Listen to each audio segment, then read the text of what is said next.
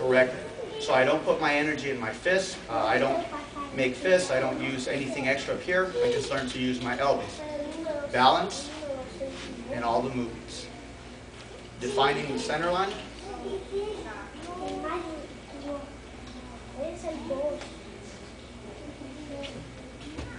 You notice the punch is already different. In most other fighting styles, they punch with a horizontal fist versus we punch with the vertical fist. What this does is this actually gives me a structure for striking, so that when I use my punch techniques, I'm lining up all my different joints that are on the way to the punch. I don't leave anything disconnected to where power essentially can escape from there. One thing on a personal note that I pretty much learned about martial arts is that it's just applied physics. There's nothing very fancy or spiritual about it. It's simply applied physics.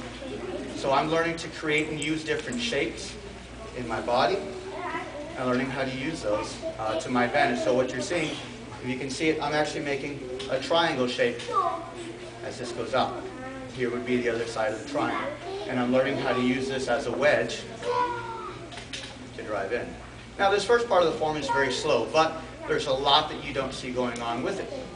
One of them is what we call energy. You may hear this referred to as like chi and stuff like that, but it's just muscular tension. But I'm learning how to place it and how to use it correctly. It's nothing different than like bodybuilders when they learn how to take control of muscles of their body and they can flex here and there and stuff like that. That's all it is. I'm learning how to use muscles where I need them. So I'm putting energy out at my wrist and at my elbow mainly. Everything else I'm trying to leave as relaxed as possible.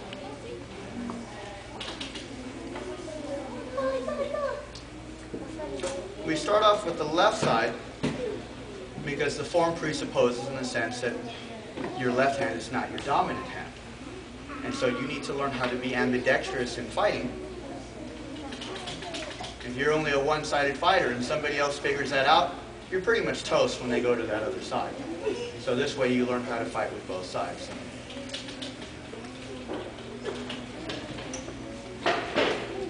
So what I do with the left hand, I'm going to do with the right. Now here in this part of the form, it looks very slow, and it should be. One, because I want to learn how to take control of my body. A lot of people, we don't have control of our body. We think we can do stuff, and we realize that we can't. So you actually have to take the time to go, okay, let me see and understand what my body's doing. In another way of saying it, you have to know yourself. You need to know your own capabilities. You need to realize what you can do and what you can't do. And in building energy, just through dynamic tension, I'm building up strength. So I'm building up energy so that when it comes time to actually use it, I have it. The other thing that I'm learning, as I mentioned earlier, is structure. Okay? Learning how to use my joints all together. This is where Wing Chun becomes, in a sense, it equalizes every practitioner that engages in it. Some styles lend themselves more to strength, which means, ladies, I'm sorry, but most females tend to be weaker than men, and so some styles wouldn't lend themselves to you. With something that emphasizes structure, this is what makes everybody equal. Everybody has bones. Not everybody has the same muscle. If you learn how to use your structure correctly, then whatever else you can bring to it is just a bonus. So as I finish this off here, now that I've built all this energy, the rest of the form pretty much teaches me how to use it correctly. And so you're going to see some more explosive movements, but you're going to see everything generated through the elbow. Elbow leads everything.